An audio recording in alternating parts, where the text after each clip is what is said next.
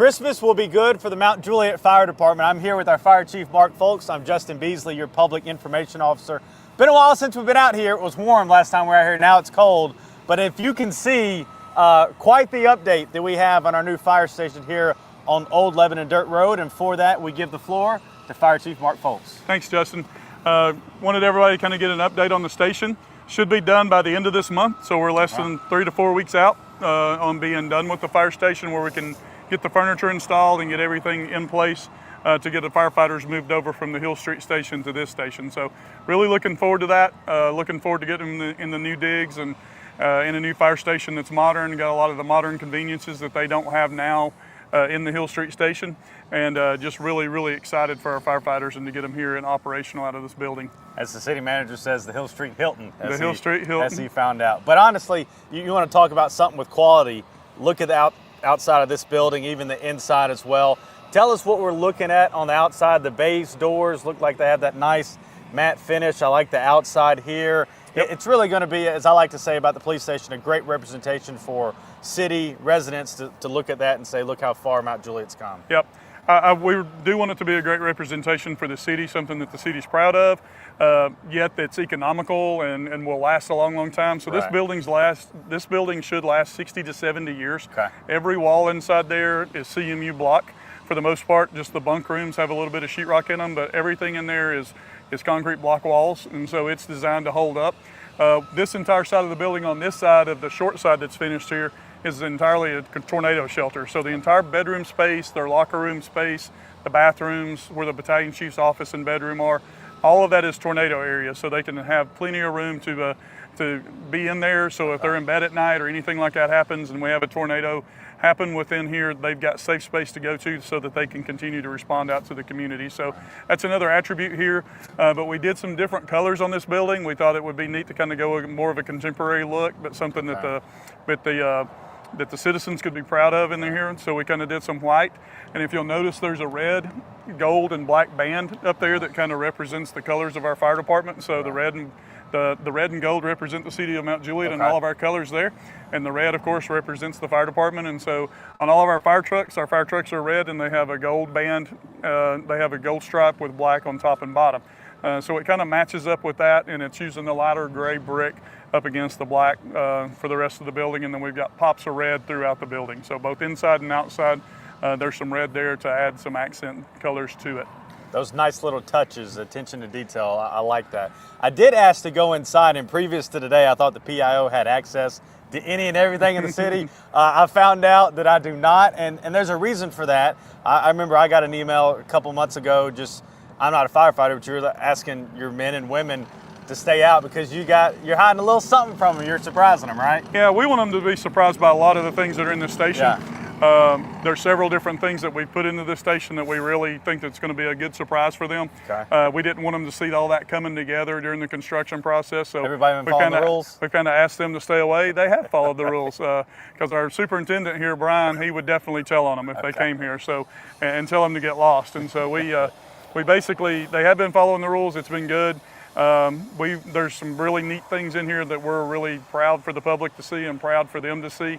That just makes it a more livable space for them, much more inviting space for both the public and them to be in and things like that. And then our training rooms that are on the very back of the building, they're almost completely finished now. They're ready essentially to occupy. We just got to get some furniture in there and ready to go.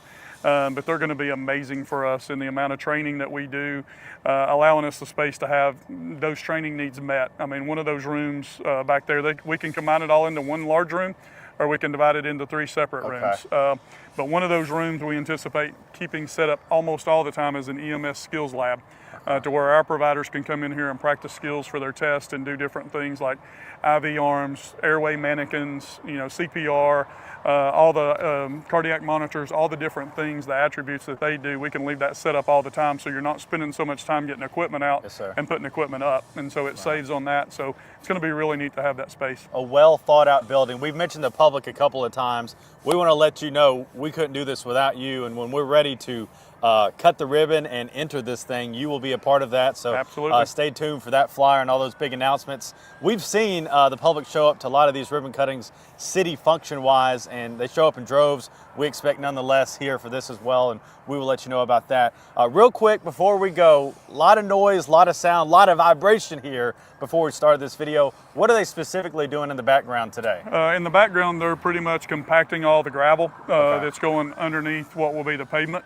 For this has to be specifically hardened pavement for this station because of the weight of the fire trucks coming in and out along the pavement areas. And so they're doing a lot of compacting on that, getting all that base coat down, and then they'll be doing what they call a binder coat probably tomorrow or the next day to get the original binder layer of asphalt set down. And then once everything's really, really close to finish, they'll come back in with the finished layer of asphalt. Okay.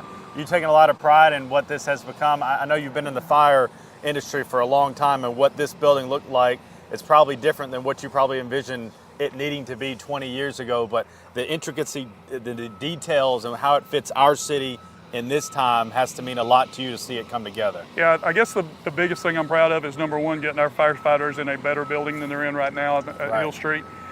Two, and basically right in conjunction with that and right along with that, or 1A, I should say, is getting some of our resources more centralized to the city. Our ladder truck that's going to be moving from Belinda Parkway to this location, and our battalion chief and EMS captain that are going to be moving from the Green Hill station to this station, because they respond citywide.